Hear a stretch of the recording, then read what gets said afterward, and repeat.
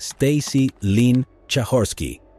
El 16 de diciembre de 1988, se encontró el cuerpo de una mujer en el sitio de la Interestatal 59 cerca de Rising Fawn, en el condado de Dade, Georgia. Una autopsia reveló que había sido brutalmente agredida y estrangulada. Se determinó que le quitaron la vida unos meses antes de ser encontrada. Su cuerpo estaba gravemente descompuesto y no pudo ser identificado. Como los investigadores no sabían su nombre, la llamaron la desconocida de Rising Fawn. Se hizo una reconstrucción facial para mostrar cómo podría haber sido. Mostraba una mujer blanca con cabello de color marrón a rojo y dientes torcidos. De hecho, se creía que era una adolescente. Llevaba una camiseta extra grande de manga larga de punto térmico azul marino, sujetador azul marino, jeans azules marca Calvin Klein, zapatos negros con cordones hasta los tobillos talla 9, cadena de oro amarillo y un anillo para el meñique de oro blanco con un corazón en la parte superior. En la escena del crimen, los investigadores encontraron y recogieron ADN masculino. Samuel Little pronto se convirtió en sospechoso porque cometió un crimen similar en el condado de Dade, Georgia, pero su ADN no coincidía y fue descartado. Larry Dwayne Hall también fue nombrado sospechoso en el caso. Se especulaba que era responsable de las desapariciones de hasta 45 mujeres durante las décadas de 1980 y 1990. Muchas de sus víctimas eran mujeres jóvenes que fueron mutiladas y encontradas cerca de monumentos conmemorativos de la Guerra Civil. Actualmente, se encuentra encarcelado en una prisión federal de Carolina del Norte. Sin embargo, Hall nunca fue acusado formalmente en el caso de Rising Fawn. Recientemente, Oath Room Inc. se asoció con la Oficina de Investigaciones de Georgia y el FBI para ayudar a identificar a la víctima. Hicieron precisamente eso en marzo de 2022. Con la ayuda de la genealogía genética, identificaron a la desconocida de Rising Fawn como Stacy Lynn Chahorsky. Stacy tenía 19 años cuando le quitaron la vida. Fue denunciada oficialmente como desaparecida en enero de 1989, 4 meses después de la última vez que la contactaron. Stacy había informado a su madre por teléfono que planeaba hacer autostop desde su ubicación actual en Carolina del Norte a su estado natal de Michigan, a las ciudades de Flint y Muskegon. En septiembre de 2022, se utilizó la misma tecnología para identificar al hombre responsable de quitarle la vida como Henry Frederick Wise. Tenía 34 años cuando ocurrió el crimen y tenía antecedentes penales en Florida, Georgia y Carolina del Norte. Todo ello antes de las pruebas de ADN obligatorias para delitos graves, razón por la cual no fue identificado antes. Cuando tenía 44 años, murió quemado en Carolina del Sur al sufrir un accidente automovilístico, buena preparación para una eternidad en el infierno.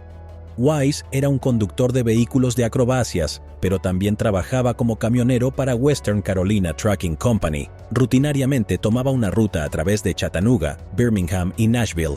Esta era una ruta directa al lugar donde encontraron a Stacy.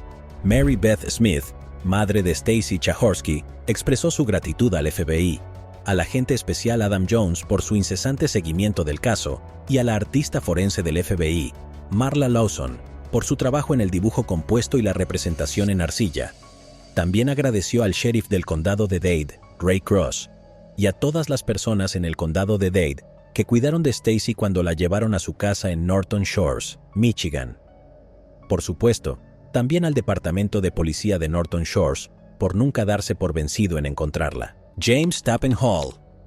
El sábado 23 de octubre de 1971, aproximadamente a las 10:40 de la noche, los agentes de policía del condado de Montgomery fueron llamados al Manor Country Club en la cuadra 14900 de Carrollton Road en Rockville, Maryland, después de que testigos informaran de un hombre acostado boca abajo en el estacionamiento sureste. Los oficiales llegaron al lugar y localizaron a James Tappan Hall, con una herida de bala. Fue trasladado a un hospital cercano, donde sucumbió a las heridas 3 días después. James era el capitán adjunto del sheriff especial del condado de Montgomery. Los investigadores creen que James interrumpió un robo residencial en curso. En 1973, los investigadores entrevistaron a un criminal local llamado Larry David Beckert, pero no lo etiquetaron como sospechoso. Sin sospechosos ni pistas, el caso de James se enfrió. Los investigadores volvieron a examinar el caso en 2021, en el 50 aniversario del crimen. La detective Kay Leggett y el cabo Killen revisaron los expedientes del caso, las grabaciones y entrevistaron a los testigos. A través de su investigación, se centraron en una persona, Larry David Beckard. Los detectives determinaron que alrededor de 1975, Beckard comenzó a usar el apellido Smith y había estado viviendo en Little Falls, Nueva York, durante más de 45 años. El detective Leggett y el cabo Killen entrevistaron a Smith en Nueva York el 1 de septiembre de 2022. Durante la entrevista, Smith admitió haber disparado a James Tappan Hall. Luego fue arrestado de inmediato. Ahora tiene 71 años y tenía 20 cuando cometió el crimen. Los investigadores no saben por qué Smith decidió confesar ahora, ya que negó su participación cuando lo interrogaron en 1973. Actualmente está esperando ser llevado a Maryland para enfrentar los cargos en su contra. El departamento dijo que la investigación está en curso, y los detectives piden a cualquier persona que tenga información sobre la participación de Smith que llame a la División de Delitos Mayores a este número. Los investigadores dicen que el día del tiroteo, James estaba fuera de servicio y trabajaba como guardia de seguridad privado en Manor Country Club. Smith estaba robando cosas de una casa y llevándolas a su auto de fuga cuando James lo vio. Luego, Smith le disparó a James una vez en la cabeza y se alejó de la escena. Smith ahora afirma que fue un accidente. La policía del condado de Montgomery dijo que este era el caso sin resolver más antiguo que habían resuelto. Brittany McGlone. Brittany McGlone, de 19 años, vivía en el este de Texas en 2007. Tenía 2 trabajos para ahorrar dinero para la universidad. Brittany planeaba asistir a la Universidad de Baylor y estudiar enfermería. Uno de sus trabajos era trabajar en el centro de distribución de Lowe's en Mount Vernon. En la mañana del 4 de mayo de 2007, terminó su turno nocturno y condujo hasta la casa de su novio en Winsboro, Texas, para dormir. Su novio, Jeff Stogner, y su familia, que también vivía allí, no estaban en casa en ese momento porque llevaron a alguien al aeropuerto. La madre de Brittany la llamó varias veces ese día, pero no obtuvo respuesta. Luego llamó a Jeff Stogner. Jeff le dijo que acababa de llegar a casa y que el auto de Brittany estaba en el camino de entrada. Colgaron. Jeff entró a la casa, encontró el cuerpo de Brittany en su cama y llamó al 911. Había sido agredida y golpeada con un objeto desconocido. Una autopsia dictaminó que la causa fue un traumatismo cráneoencefálico masivo. Los detectives interrogaron a muchas personas, incluidos Jeff y su familia, pero no se ha nombrado públicamente a ningún sospechoso. La hermana de Brittany, Hope, tuvo mucho que decir sobre el carácter de Brittany. No importa qué tipo de día estuviera teniendo, Brittany siempre podía encontrar el lado positivo. Su brillante sonrisa, su ridículo sentido del humor y su visión positiva de la vida se extenderían a aquellos con quienes estaba, haciendo imposible que alguien tuviera un mal día. Ella no se merecía esto, dijo Hope.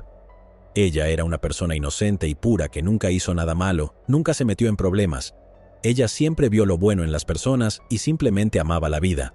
¿Por qué alguien le haría esto?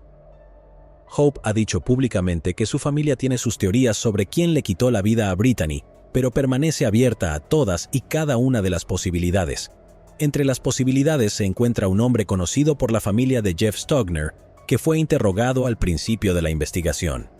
El hombre tiene un largo historial criminal con cargos previos por robo, asalto y asalto con arma. En 2011, la sheriff del condado de Wood, Kelly Cole, dijo que hay mucha evidencia, como manchas de sangre y ADN, de la escena que planean volver a analizar ahora que la tecnología del ADN está más avanzada. El 1 de septiembre de 2022, la oficina del sheriff del condado de Wood, Texas, publicó una actualización en Facebook sobre el caso de Brittany, indicando que el 31 de agosto, la oficina del sheriff del condado de Wood había obtenido una orden de arresto que resultó en que el capitán Mike Chilson y el guardabosques John Vance viajaran al área de Dallas-Fort Worth, donde arrestaron a Chad Earl Carr. Chad Carr es el hombre del que la familia de Brittany sospechaba. Carr se encuentra actualmente en la cárcel del condado de Wood con una fianza fijada en $1 millón. La familia de Brittany publicó en su página de Facebook: "Nunca pensé que llegaría este día 15 años después, y así ha sido". La publicación también agradeció al sheriff Cole. Sin embargo, agregaron: "Esto es solo el comienzo". Lynette Dawson. Lynette Joy Sims nació en Nueva Gales del Sur, Australia, en 1948. En 1965 conoció a Chris Dawson en una función de la escuela secundaria. La pareja se casó en 1970 en la iglesia de St. Jude, Randwick, en Sydney, y luego tuvo 2 hijos. Chris y su hermano gemelo Paul jugaron fútbol de la Liga de Rugby Profesional durante los siguientes años. Después de terminar sus carreras de rugby, los hermanos Dawson encontraron empleo como profesores de educación física. Chris trabajaba en Cromer High School cerca de Sydney. Se alega que tanto Chris como Paul han participado regularmente en comportamientos ilícitos con alumnas en sus respectivas escuelas. En 1981, Chris se preparó y durmió con una estudiante llamada Joanne Curtis. Joanne se mudó temporalmente a la residencia de la familia Dawson en Bayview en 1982. Chris le contó a Lynette sobre los problemas de Joanne en su casa con su familia como una razón por la que tenía que quedarse en su casa. Chris tenía entonces 32 años y Joanne 16. Su madre llamó a Lynette el 8 de enero de 1982. Esta fue la última vez que se comunicarían entre sí. Planeaba encontrarse con su madre y su familia en Northbridge Bath al día siguiente, pero nunca llegó. Chris no denunció la desaparición de su esposa hasta el 18 de febrero de 1982, 6 semanas después de su desaparición. Luego, Joanne se mudó permanentemente con Chris. Cuando los investigadores lo interrogaron, Chris dijo que Lynette se fue después de que los problemas matrimoniales causados por sus gastos. Más tarde, Chris sugirió que se había unido a una organización religiosa. En 1983, finalizó el proceso de divorcio contra Lynette y se casó con Joanne Curtis al año siguiente. Algunos investigadores creen que Chris le quitó la vida a Lynette, pero eso era difícil de probar sin un cuerpo. En la primera investigación realizada en febrero de 2001, el forense estatal adjunto Jan Stevenson determinó que Lynette ya no está viva y que el responsable era alguien que ella conocía. Una segunda investigación realizada en febrero de 2003 por el forense estatal, Karl Milanovanovich, recomendó que se acusara a Chris de acabar con la vida de Lynette. El director del Ministerio Público de Nueva Gales del Sur, Nicholas Cowdery, se negó a procesar a Chris Dawson, alegando falta de pruebas. En abril de 2018, tras extensas investigaciones, la policía de Nueva Gales del Sur solicitó a la oficina del director del Ministerio Público que revisara su escrito de pruebas. Luego, en diciembre de 2018, Chris Dawson fue arrestado en Queensland, Australia, en relación con el caso de Lynette. Dawson aún afirmó que era inocente y retrasó el juicio varias veces porque, según él, existía el riesgo de que los miembros del jurado hubieran prejuzgado su culpabilidad debido a la amplia publicidad sobre el caso. En mayo de 2022, el juez Robert Beach Jones aceptó la solicitud de Dawson de un juicio solo con un juez, después de que argumentó que la amplia publicidad previa al juicio significaba que el jurado no era adecuado en su caso. El juicio comenzó el 9 de mayo. La fiscalía afirmó que Dawson le quitó la vida a Lynette debido a su deseo de tener una relación sin restricciones con Joanne Curtis. La defensa reconoció que Dawson pudo haberle fallado a su esposa, pero que ella había abandonado a la familia por su propia voluntad, y sugirió que podría haber creado una nueva vida. La defensa se basó en varios testigos que afirmaron haber visto a Lynette desde su desaparición. El 30 de agosto de 2022, el juez Harrison declaró culpable a Chris Dawson, de 74 años, y también expresó sus razones.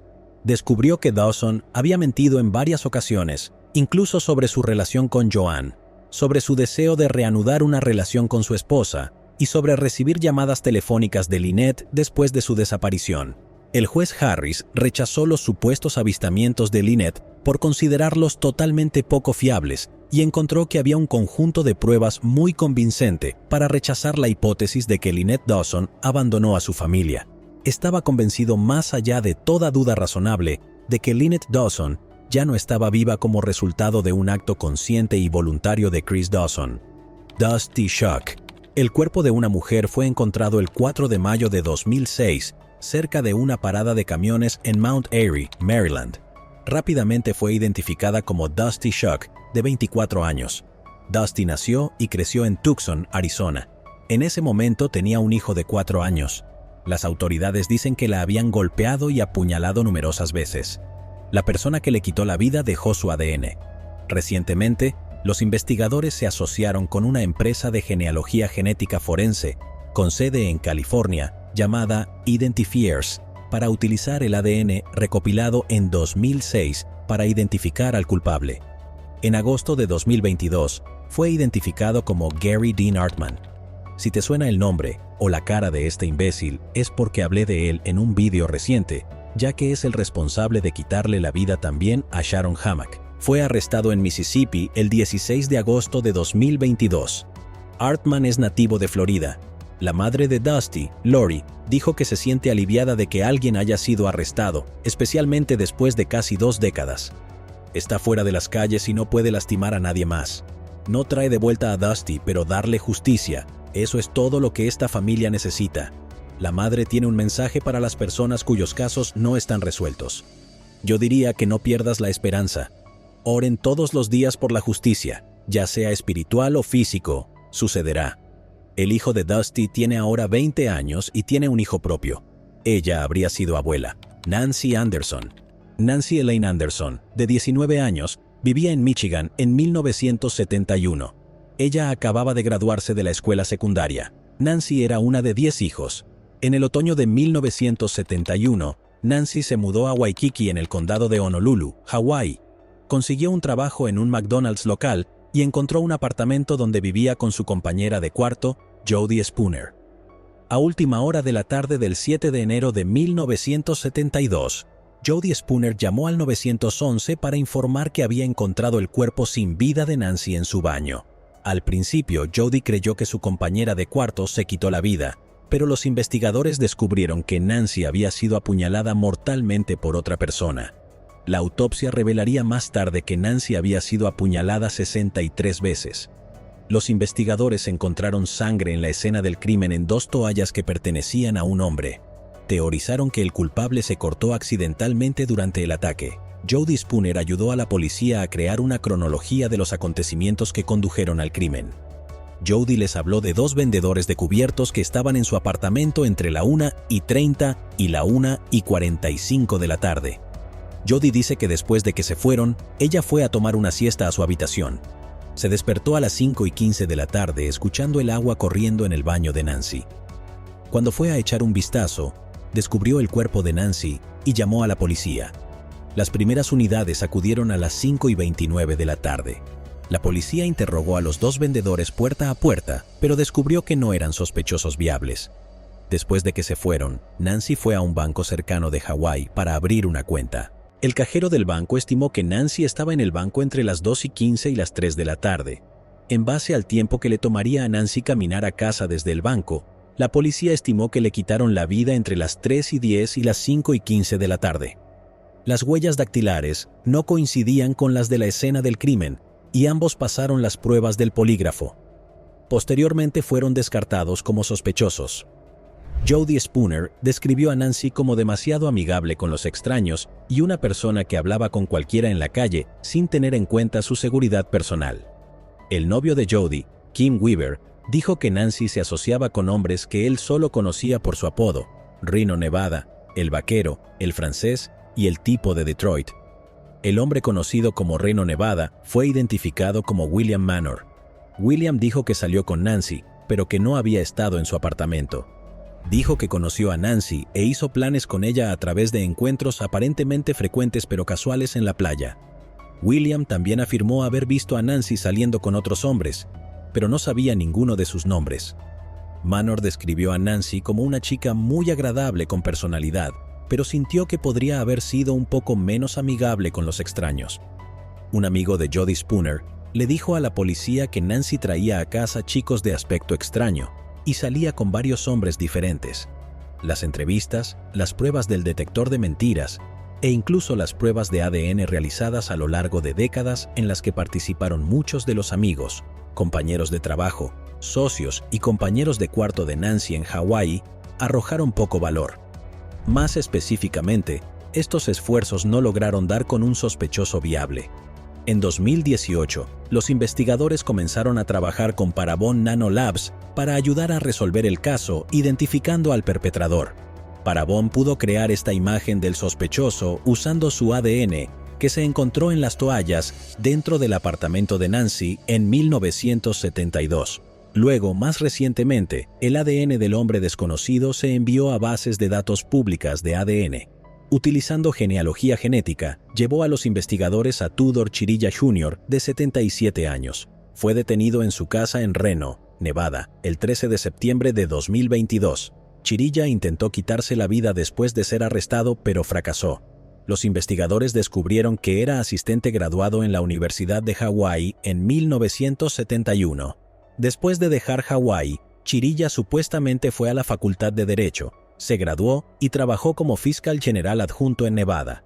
Luego fue abogado durante mucho tiempo en Reno, Carson City y el área de Lake Tahoe.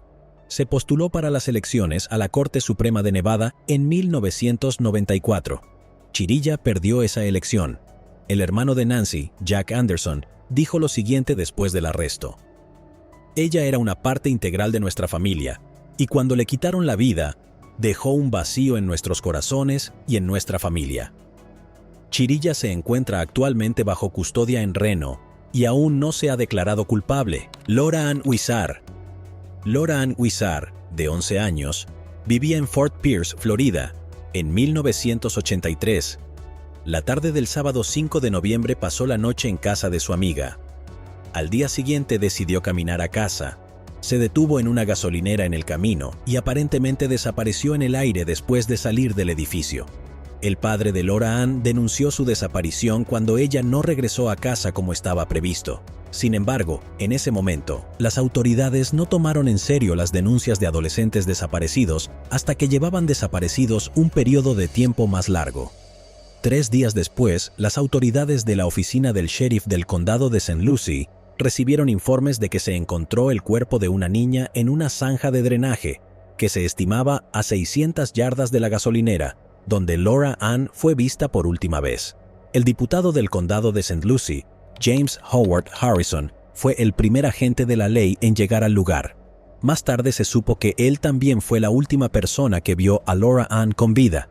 El día que desapareció, el agente Harrison informó haber visto a una joven caminando en el área donde fue vista por última vez. Harrison señaló en su informe que la niña se alejaba de la gasolinera y parecía llevar un bulto de ropa. El jefe adjunto Brian Hester preguntó por qué Harrison no le ofreció llevar a la niña. Harrison simplemente dijo que parecía una fugitiva. Cuando Harrison llegó a la escena del crimen, pidió a los testigos que encontraron el cuerpo que abandonaran el área. Varios otros agentes llegaron aproximadamente 20 minutos después. Además de identificar el cuerpo como Laura Ann, las autoridades confirmaron que había sido agredida. La autopsia reveló que había sido asfixiada. Aunque los detectives recogieron pruebas del cuerpo de Laura Ann, las pruebas de ADN aún no estaban disponibles y había pocas pistas sobre el atroz crimen. En 2022, los investigadores decidieron volver a examinar el caso. Esta vez, con tecnología de ADN más avanzada, pudieron identificar al responsable. En marzo de 2022, se confirmó que el diputado James Howard Harrison le quitó la vida a Laura Ann Huizar. Su ADN coincidía con el ADN encontrado dentro de su cuerpo. El detective del sheriff del condado de St. Lucie, Paul Taylor, dijo que comenzó a trabajar en el caso en 2022. Cuando comenzó su investigación, Harrison ni siquiera era un nombre en su radar.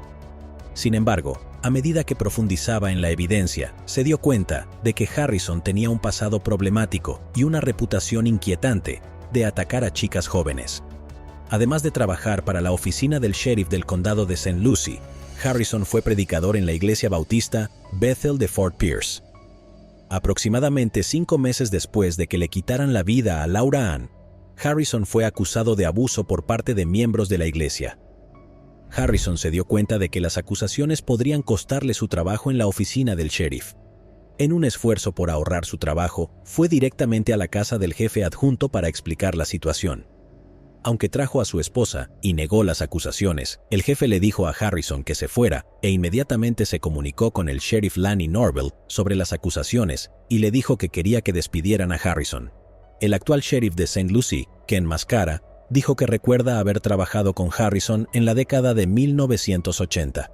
En ese momento, expresó su preocupación por las interacciones de Harrison con chicas más jóvenes. Desafortunadamente, las quejas de Ken Mascara fueron básicamente ignoradas. Mascara dijo que sus superiores creían que James Howard Harrison simplemente disfrutaba ser mentor de niños y adolescentes en su calidad de predicador, y lo extendieron a las niñas que conoció a través de su trabajo en la oficina del sheriff. El detective Paul Taylor dijo que le preocupa que el ex ayudante Harris haya utilizado su posición como predicador y sheriff para aprovecharse de los niños y del área. Sin embargo, ninguna otra víctima se ha presentado. No está claro cómo Harrison continuó trabajando en las fuerzas del orden después de ser acusado de comportamiento inapropiado con menores. Sin embargo, Taylor dijo que las decisiones de contratación se basaban en gran medida únicamente en los currículums y que las verificaciones de antecedentes eran poco comunes en ese momento. Según su obituario, James Howard Harrison falleció el 2 de junio de 2008, a la edad de 73 años. El obituario afirma que trabajó en las fuerzas del orden durante 25 años y era miembro de la iglesia bautista Oak View en el momento de su fallecimiento. Harrison fue precedido por su esposa, Elizabeth. Le sobrevivieron un hijo, una hija y 3 nietos. El detective Paul Taylor dijo que estaba feliz de haber resuelto el crimen de 39 años. Sin embargo, la conclusión a la que llegó fue tanto buena como mala. En el comunicado de prensa dijo: "El día que resolví este caso fue al mismo tiempo el peor y el mejor día de mis 30 años de carrera en la aplicación de la ley. A nadie le disgusta más un mal policía que un buen policía, y fue agridulce poder brindarle a la familia de la víctima algunas de las respuestas tan esperadas". Aunque los padres de Laura Ann ya no están vivos, su hermano Joe y su hermana Michelle dijeron que ambos están agradecidos de haber logrado un cierre. Pamela Gradick.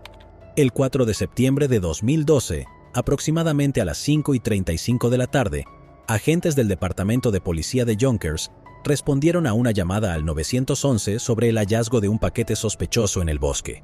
Al llegar al lugar, los socorristas encontraron un cuerpo humano en descomposición, que estaba envuelto en una gran bolsa de basura negra. Los detectives del equipo de casos mayores y la unidad de escena del crimen del departamento se hicieron cargo de la investigación y pudieron identificar a la víctima como Pamela Gradick, de 26 años, residente del Bronx.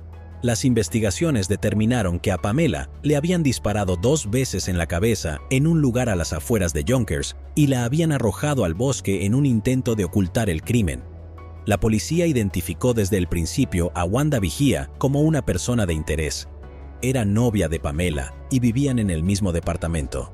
No pudieron explicar cómo la pequeña mujer pudo haber trasladado el cuerpo de Pamela, más grande, a un área apartada en el bosque. Después de una investigación de 2 años, las autoridades no pudieron encontrar pruebas suficientes para acusar a nadie, y el caso fue transferido a la Unidad de Casos Abiertos del Departamento de Policía de Yonkers. En enero de 2022, los investigadores realizaron una entrevista a Wanda Vigía, de 41 años. Durante la entrevista, Vigía confesó. Ella dijo que le disparó a Pamela dentro del departamento del Bronx que compartían debido a problemas domésticos en curso entre ellos. Dijo que obtuvo el arma de John Torres. Torres nuevamente la ayudó a trasladar el cuerpo de su departamento al bosque. En marzo de 2022, tanto Wanda Vigía como John Torres fueron detenidos. Torres fue acusado de facilitación criminal en 2º grado, obstaculización de procesamiento en 1er grado y manipulación de evidencia física, todos los cuales son delitos graves. El comisionado de policía de la ciudad de Yonkers, John Mueller, dijo en un comunicado después de los arrestos: "El paso del tiempo solo refuerza nuestro compromiso de resolver estos crímenes atroces. La policía de Yonkers se enorgullece de centrarse en las víctimas y sus familias y de hacer todo lo posible para hacerles justicia. Espero que estos arrestos traigan algún grado de cierre para la familia y los amigos de Pamela, y aplaudo los extraordinarios esfuerzos de nuestros detectives de casos sin resolver para cerrar este caso después de tantos años. Bien hecho. William Adams". Un cuerpo parcialmente enterrado fue encontrado en el área conocida como Orange Avenue Ranch o Peachtree Camp junto a la I-90 el 13 de septiembre de 1992, en el condado de Missoula, Montana. Los detectives identificaron a la víctima como William Adams, también conocido como Cadillac Man. William era un transeúnte conocido en la zona. Fue apuñalado en el pecho y sufrió un traumatismo cráneoencefálico masivo. y lo dejaron en una tumba poco profunda al pie de una colina. Todavía tenía un cuchillo roto en el pecho cuando lo encontraron. William llevaba una sudadera y un suéter de lana que le habían quitado la cabeza como si lo hubieran arrastrado hasta el lugar. En el lugar se encontraron varias prendas más, incluidas 2 gorras y una camisa o chaqueta ensangrentada.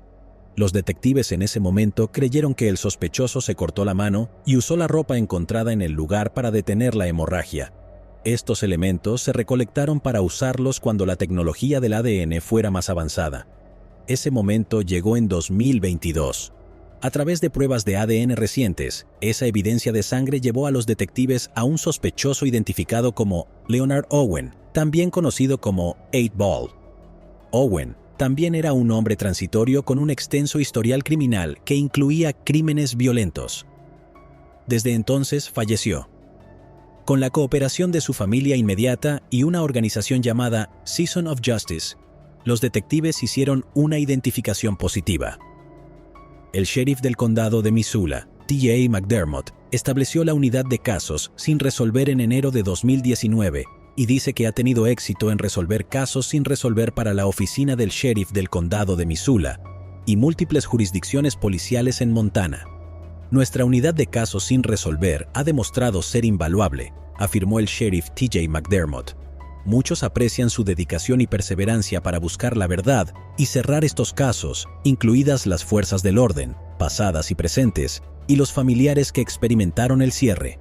No se sabe en este momento por qué Leonard Owen decidió quitarle la vida a William Adams. Michelle Marie Viel. El 15 de julio de 1996 se descubrió el cuerpo de una mujer en el condado de Sonoma, California. Su cuerpo fue encontrado por un equipo de reconocimiento que trabajaba en el área de Stony Point Road, al norte de West Railroad Avenue. Fue identificada como Michelle Marie Viel, de 32 años, de Union City, California. La autopsia mostró que había sufrido múltiples fracturas de cráneo y fractura de cuello. Los artículos que contenían ADN perteneciente al sospechoso se recolectaron de la escena del crimen y se almacenaron para su uso posterior. Los detectives llevaron a cabo una extensa investigación en ese momento, pero desafortunadamente no dieron con el resultado. En abril de 2021, los detectives presentaron pruebas forenses que tenían para su revisión en el Instituto de Investigación Serológica para Pruebas Biológicas. El 18 de enero de 2022, los investigadores obtuvieron un acierto. Una coincidencia de ADN resultó ser Jack Alexander Boken. Falleció el 4 de diciembre de 2021, donde había estado detenido en el Centro Médico del Departamento Correccional de California, en Vacaville, California. Boken había sido arrestado en octubre de 1997, menos de un año después de que la policía de San Francisco le quitara la vida a Michelle, acusándola de secuestro con intención de cometer agresión. En 2000, Boken fue condenado a 231 años de prisión por el caso. La prima de Boken, Laura Lesueur, dijo esto sobre él. Ella lo describió como un niño brillante que creció en una familia de clase trabajadora en la misión de San Francisco. Tenía lo que ella llamaba secretos sucios. Llevaba a escondidas el arma de su padre a la escuela cuando tenía 7 años. Cuando tenía 9 años, robaba bicicletas y cuando tenía 10 años, comenzó a agredir a Laura cuando ella tenía solo 3 años. Incluso a una edad temprana, Jack Boken ya tenía tanta práctica en el sigilo que nunca se sospechó del abuso. En los años siguientes, ni siquiera mi padre, que era inspector de policía de San Francisco, sintió que algo andaba mal. Laura Lesueur escribió. Laura también hizo una crónica de muchas otras mujeres de las que Boken abusó. Ella documentó con gran detalle todos los daños que Boken había causado a las mujeres, afirmando que aunque era familia, nunca tendrá ni debería tener otra oportunidad de libertad. Pero no encuentro ninguna alegría en eso. Solo alivio para mí y un profundo pesar por haberlo desperdició su vida y destrozó a tantas otras. La familia de Michelle dijo esto en un comunicado. Aunque ya no está, los recuerdos de su hermosa sonrisa, estilo impecable, espíritu generoso y entusiasmo por la vida viven para siempre en los corazones de muchas personas cuyas vidas ella tocó. Nuestra querida Michelle era madre de 3 niñas que fueron criadas bajo el cuidado de su increíble madre, así como de su amada hermana.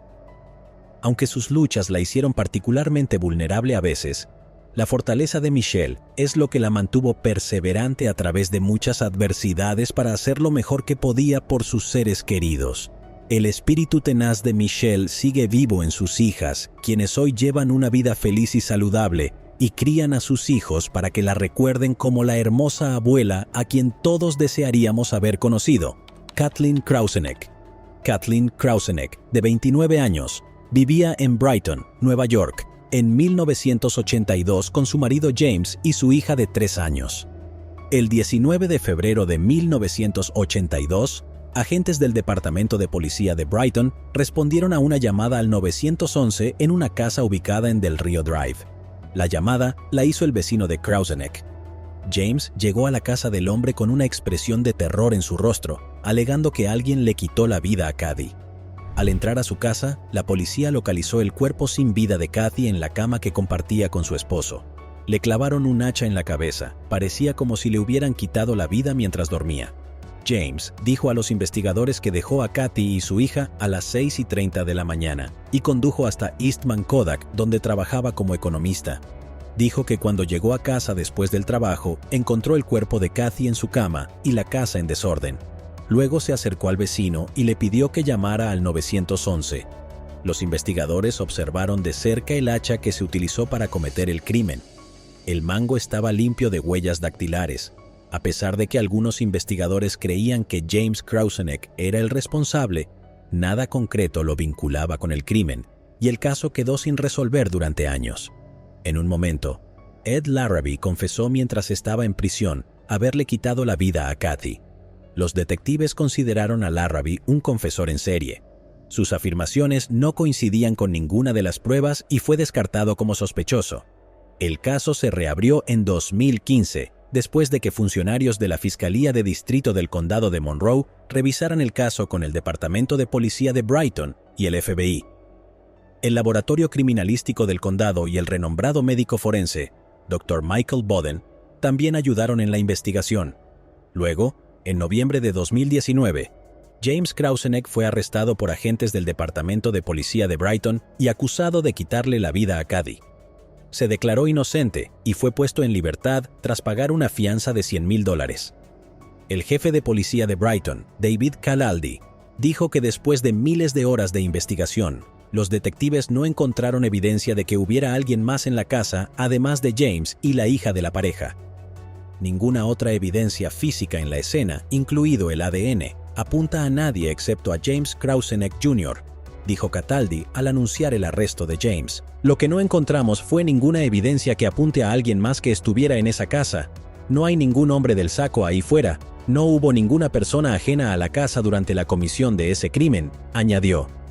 El juez de la Corte Suprema del Estado, Charles Schiano Jr., anunció que el juicio comenzaría el 29 de agosto de 2022. El abogado defensor de James Krauzeneck destacó que el caso contra su cliente era circunstancial.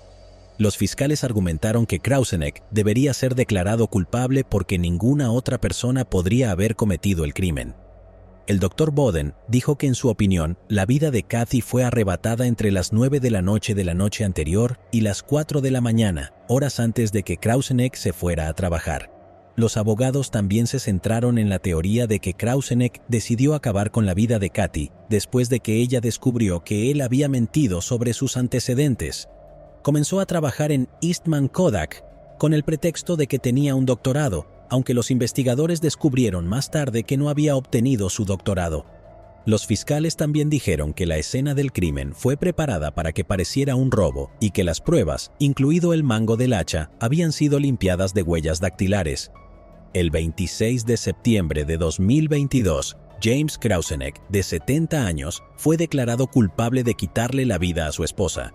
Está previsto que Krauzeneck comparezca ante el juez de la Corte Suprema del Estado de Nueva York, Charles Schiano, el 7 de noviembre de 2022 para recibir sentencia. El asistente del fiscal de distrito, Patrick Gallagher, dijo: «Estoy orgulloso de ser parte del equipo que encontró justicia para Kathleen Krauzeneck 40 años después de que James Krauzeneck tomara un hacha de su garaje y la usara para golpearla en la cabeza mientras dormía. Ha sido uno de los mayores placeres de mi carrera conocer a la familia de Kathy y poder ayudar a conseguir justicia para su ser querido». El padre de Kathy, Robert Schlosser, de 95 años, habló con los periodistas tras el veredicto de culpabilidad. «Tengo una cosa que hacer», dijo Robert. «Voy a sacar el cuerpo de mi hija del complot de Krauseneck y regresaré con su madre y su hermano». Robert explicó que quería vivir lo suficiente para que prevaleciera la justicia antes de traer el cuerpo de Kathy a Michigan. «Mi esposa falleció hace 4 años», dijo a los periodistas. «Ella no lo logró, Patricia Ann Howell Jacobs». El 6 de octubre de 1988 se encontró el cuerpo de una mujer en el río Neches en Port Arthur, Texas. Fue rápidamente identificada como Patricia Ann Howell Jacobs, de 36 años. Patricia fue vista por última vez la noche anterior en el club nocturno Silver Spur en Silsbee, Texas. Un mes después de ser encontrada, su licencia de conducir y otros artículos personales fueron localizados debajo de un puente cerca de Kuntz, Texas. Los investigadores identificaron a Daniel Andrew McGuinness como sospechoso después de 2 incidentes que involucraron a mujeres, pero no tenían pruebas suficientes para acusarlo en el caso de Patricia. Luego, en 2018, la familia de Patricia se acercó al programa de investigación de crímenes sin resolver de los Texas Rangers. Este programa fue creado en 2001 por la legislatura de Texas para brindar a las agencias policiales de Texas un proceso para investigar casos sin resolver o lo que parecen ser transacciones criminales en serie o vinculadas. Los Rangers creyeron que era necesaria una mayor investigación y reabrieron oficialmente el caso en octubre de 2018. A través de la nueva investigación, se identificaron ropa que nunca había sido sometida a pruebas de ADN y otros artículos, y la evidencia se envió al laboratorio criminalístico del DPS de Houston. La nueva evidencia de ADN, recolectada de la ropa, se ingresó luego en el sistema de índice combinado de ADN. Recientemente, los investigadores se enteraron de que se había hecho una coincidencia. El ADN encontrado en la ropa pertenecía a Daniel Andrew McGuinness.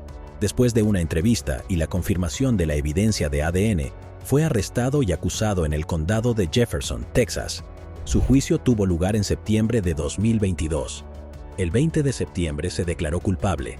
Fue sentenciado a 20 años, que se ejecutará simultáneamente con la sentencia anterior de 199 años en el condado de Tyler. Joette Smith. Alrededor de las 11:10 de la mañana del 29 de marzo de 1983, un hombre que jugaba con su perro encontró el cuerpo de una mujer en el río San Lorenzo, en el condado de Santa Cruz, California. Fue identificada como Joette Marie Smith, de 33 años. Joette había sido estrangulada. Los investigadores recogieron numerosas pruebas en la escena del crimen. Joette era la querida propietaria del restaurante Buffalo Gals en Ben Lomond, California, a unas 30 millas al suroeste de San José. Fue vista por última vez antes de la medianoche del 27 de marzo de 1983, aproximadamente 36 horas antes de que se descubriera su cuerpo. Los testigos dijeron a los investigadores que, la noche de su desaparición, Joette había disfrutado por primera vez de una noche tranquila comiendo palomitas de maíz y viendo la serie de televisión The Thornbirds con su compañera de cuarto, Rachel Devereaux. Joette y Rachel compartían un estudio justo enfrente del restaurante de Joette. Rachel dijo que ella y Joette se quedaron despiertas para ver las noticias de las 11 en punto, después de lo cual Joette hizo algunas llamadas telefónicas y Rachel se retiró por la noche. Cuando Rachel se despertó alrededor de las 3 de la mañana, Joette no estaba allí, lo cual no era atípico en ella. No era raro que ella saliera. Iba a menudo al restaurante, dijo Rachel en una entrevista de 1983. Según testigos, Joette caminó hasta un bar cercano, descubrió que ya estaba cerrado y caminó hasta otro, el Hemflings Bar, que también estaba cerrando. Allí, compró un paquete de cigarrillos, pero se negó a que una camarera que conocía la llevara a casa y le dijo que caminaría a casa porque era una velada agradable. Ella nunca llegó a casa. Durante los siguientes años, los detectives entrevistaron a docenas de personas e investigaron varias pistas, pero no se identificó ningún sospechoso viable. En 1988 hubo movimiento en el caso. Los investigadores identificaron a un sospechoso llamado Eric David Drummond, un hombre con un extenso historial de delitos violentos, incluidas condenas por agresión en California y Nevada. Las autoridades creen que Drummond una vez invitó a salir a Joette mientras estaba en su restaurante, pero ella rechazó sus insinuaciones. En los días siguientes, Le quitaron la vida a Joette. Drummond abandonó abruptamente California, según funcionarios del condado de Santa Cruz. Si bien había información circunstancial que vinculaba a Drummond con el crimen, no se podía iniciar ningún caso penal contra él sin más pruebas físicas. Las autoridades reabrieron el caso de Joette a principios de 2022. Examinaron su ropa con nuevos ojos y utilizaron tecnología científica que no estaba disponible en la década de 1980. A partir de ahí, los expertos pudieron desarrollar el perfil de ADN de un sospechoso masculino. En agosto de 2022, las autoridades obtuvieron directamente una muestra de ADN de Eric Drummond, que ahora tiene 64 años, y determinaron que su ADN coincidía con la muestra de la evidencia de la escena del crimen. Antes de que los investigadores pudieran arrestar a Eric Drummond, se enteraron de que se había quitado la vida. La oficina del sheriff emitió un comunicado que decía: desafortunadamente, mientras se tomaban los pasos finales de la investigación para obtener una orden de arresto, Drummond decidió terminar con su propia vida en las colinas del condado de Sierra. Si bien Drummond nunca enfrentará cargos penales ni un jurado de sus pares, la oficina del sheriff confía en que la evidencia en este caso respaldaría una condena de Drummond por quitarle la vida a Joette Smith. La oficina del sheriff extiende nuestro más sentido pésame a la familia y amigos de Joette Smith. Deseamos recordarle a la comunidad de Santa Cruz que la oficina del sheriff continuará investigando cada uno de nuestros casos sin resolver. Sus amigos describieron a Joette como una mujer extraordinaria, hospitalaria, feliz y llena de vigor. Nacida y criada en una familia católica polaca en Nebraska, se mudó a Santa Cruz unos 10 años antes de perder la vida. Patricia Smith y la familia Bennett. El 10 de enero de 1984, el cuerpo de Patricia Smith, de 50 años, fue encontrado en el condominio de Lakewood que compartía con su hija y sus nietos al oeste de Denver, Colorado. La habían agredido y luego golpeado mortalmente con un martillo. Se recolectó ADN masculino de su cuerpo, de alfombras cercanas y de una manta que se usó para cubrir su cuerpo. Patricia solía ser asistente de vuelo. Fue descrita como una mujer extrovertida, amigable y sofisticada que recientemente había iniciado su propio negocio de decoración de interiores. En el momento del descubrimiento de Patricia, el área metropolitana de Denver estaba plagada de una ola de crímenes que duraba 12 días. Múltiples víctimas en la zona corrieron la misma suerte que Patricia. En 2010, a medida que la tecnología del ADN avanzaba, los investigadores pudieron confirmar que era el mismo hombre responsable de los múltiples ataques con martillo en Denver en 1984. Uno de los otros ataques con martillo cometido por el hombre responsable de lo sucedido a Patricia es el atacante de la familia Bennett. Esta es una foto de la familia. El desconocido fue el responsable de quitarle la vida a 3 de ellos apenas 6 días después de acabar con la vida de Patricia. Bruce Bennett se había casado con su esposa, Deborah, antes de unirse a la Marina, donde sirvió en Pearl Harbor entre 1976 y 1980 como analista de sonar. Al finalizar su compromiso de servicio, Bruce y Deborah se mudaron a Aurora, Colorado. Allí, Bruce trabajó en una tienda de muebles familiar y ayudó a Deborah a criar a sus 2 hijas. Llevaban una vida tranquila, trabajaron duro y se quedaron en casa por la noche.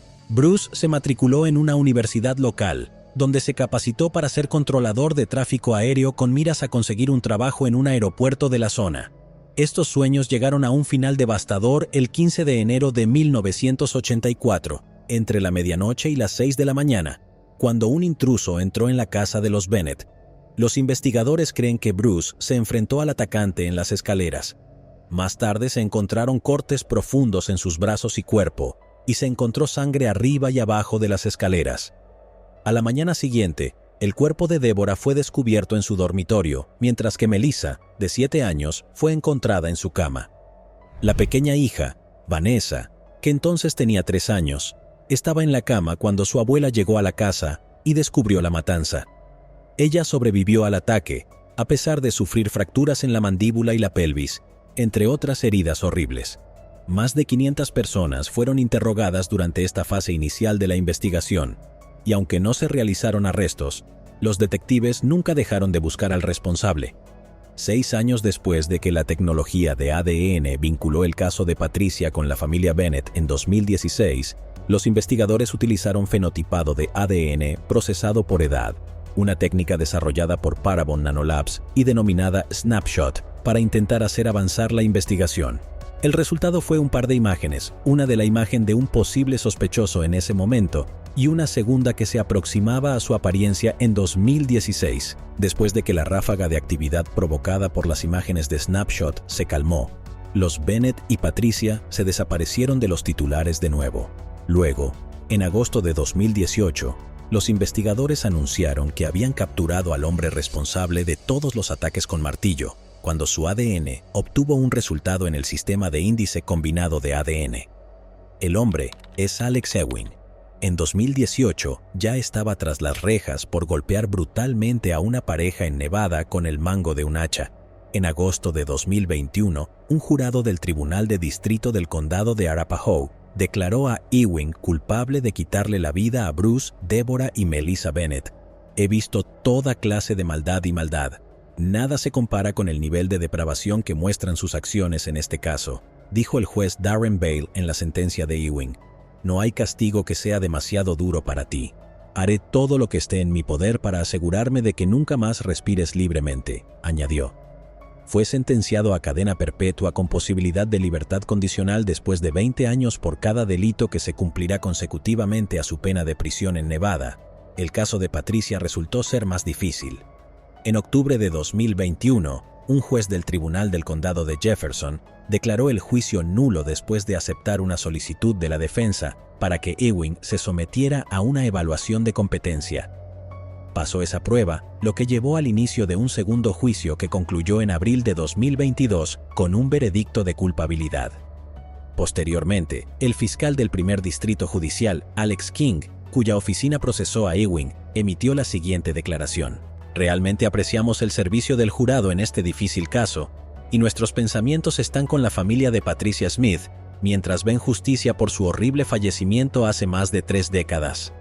El veredicto de hoy es el resultado de importantes esfuerzos y dedicación por parte de las autoridades, los científicos, los testigos que testificaron y nuestro personal, sin los cuales este resultado no habría sido posible.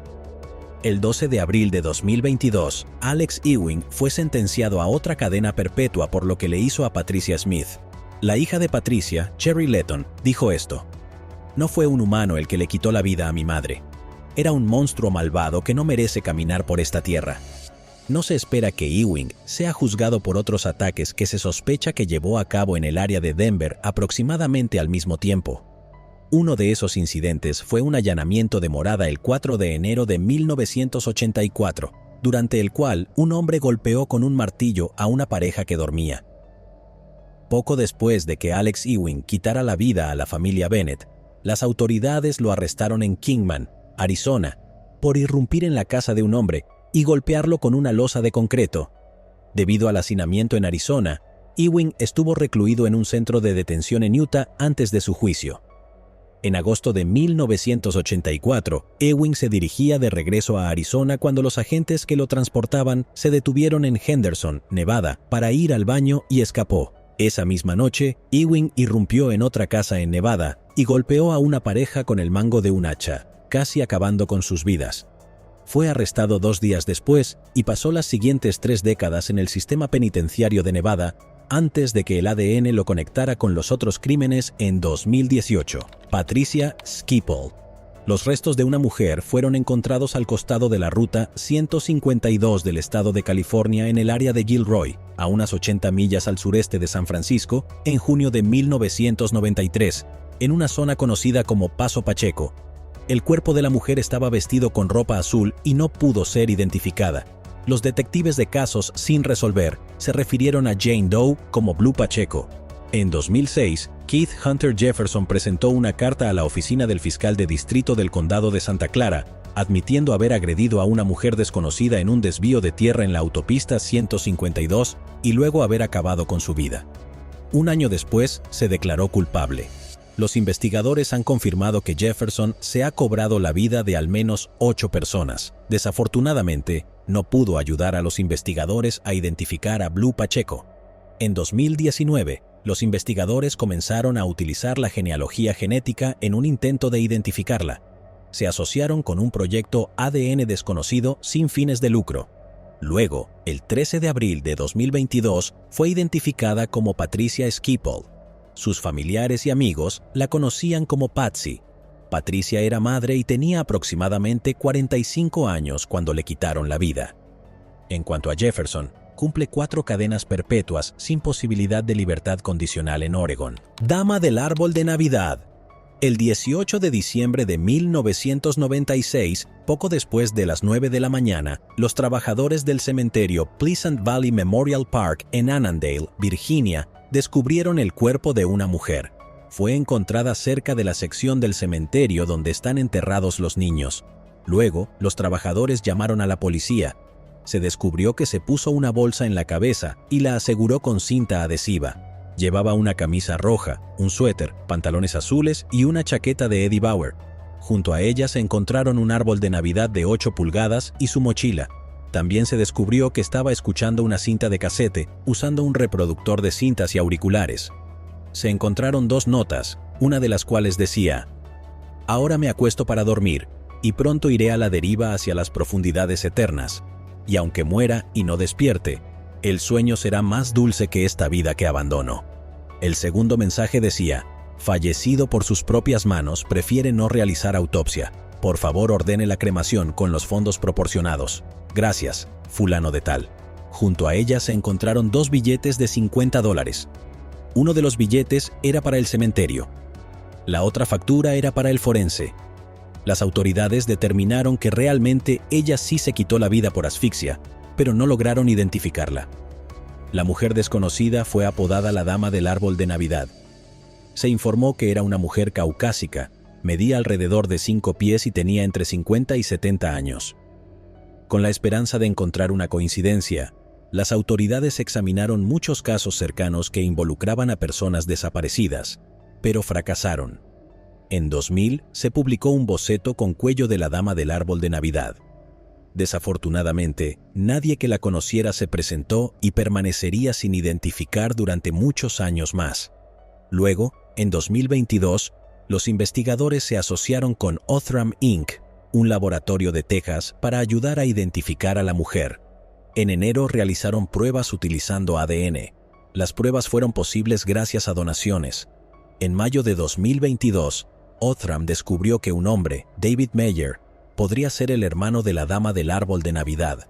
Los investigadores se pusieron en contacto con David y él les dijo que tenía una hermana desaparecida.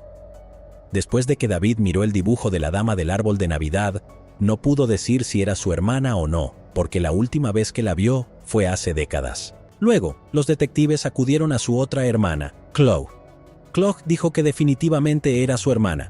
Se tomó ADN de Chloe y luego se identificó a la Dama del Árbol de Navidad como su hermana, Joyce Marilyn Meyer Somers, de 69 años. Esto es lo que sabemos sobre ella. Nació en Davenport, Iowa, el 20 de julio de 1927 y tenía 4 hermanos. Joyce se mudó a Los Ángeles para trabajar en una revista. Después de dejar la revista, enseñó segundo grado en una escuela primaria local de Los Ángeles.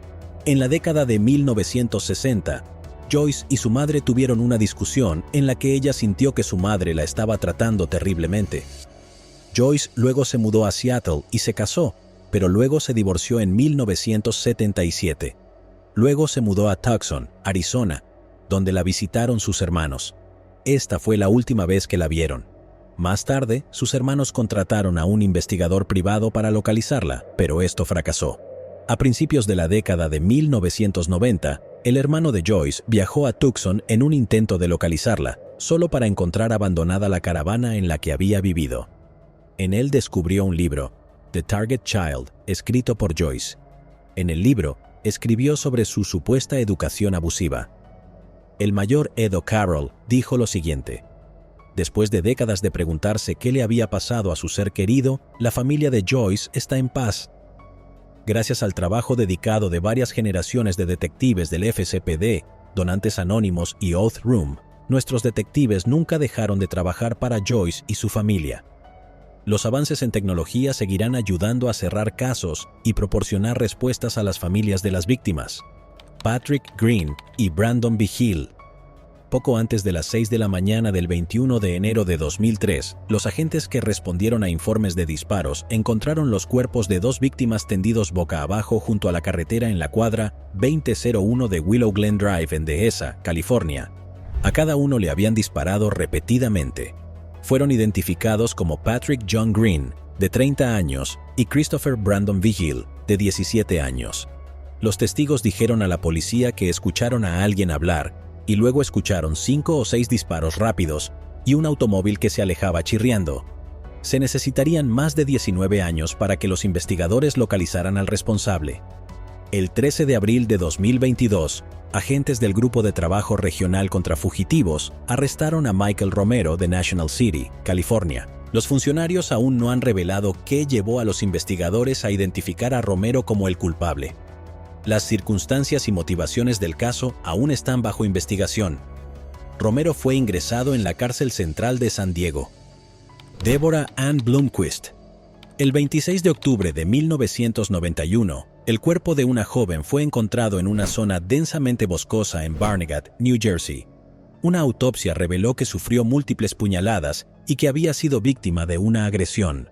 La mujer fue rápidamente identificada como Deborah Ann Blomquist, de 30 años. Deborah había estado viviendo en un motel en el condado de Monmouth y fue vista por última vez en una taberna en Asbury Park el 24 de octubre de 1991. Lo más increíble es que no tenía vínculos con la zona de Barnegat. Deborah había crecido en el condado de Burlington y estaba separada de su familia. Llevaba unos 2 años viviendo en moteles de Monmouth. Se recogieron pruebas biológicas del cuerpo de Deborah y se conservaron. Durante ese tiempo, no existía la tecnología para presentar pruebas de ADN. Desafortunadamente, no se establecieron pistas y el caso quedó congelado. De hecho, seguiría así durante un buen tiempo. Pónganse en la piel de su familia. ¡Qué horror! La evidencia biológica recopilada en 1991 condujo al desarrollo de un perfil de ADN masculino. Luego, en enero de 2022, el caso se presentó al Grupo de Trabajo de Casos sin resolver de la Oficina del Fiscal General de Nueva Jersey y se reabrió la investigación. Con la tecnología moderna actual, los detectives pudieron identificar el ADN recolectado de la escena del crimen en 1991 como perteneciente a John Pelletier y concluyeron que él era responsable de quitarle la vida a Deborah. Pelletier falleció frustrantemente en Linton, Dakota del Norte, en 2015. Creció en Barnegat, Nueva Jersey, y vivió allí hasta 2005. Los registros judiciales muestran que Pelletier fue acusado por la oficina del fiscal del condado de Ocean en 1999 de robo mediante engaño, al hacer una declaración falsa para obtener una tarjeta de crédito.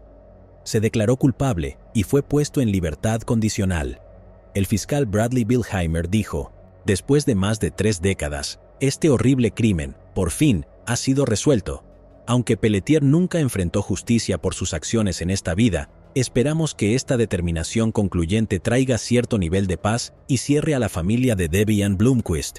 Me gustaría agradecer a la Oficina del Fiscal General de Nueva Jersey y a la Policía Estatal por la creación del Grupo de Trabajo de Casos Abiertos.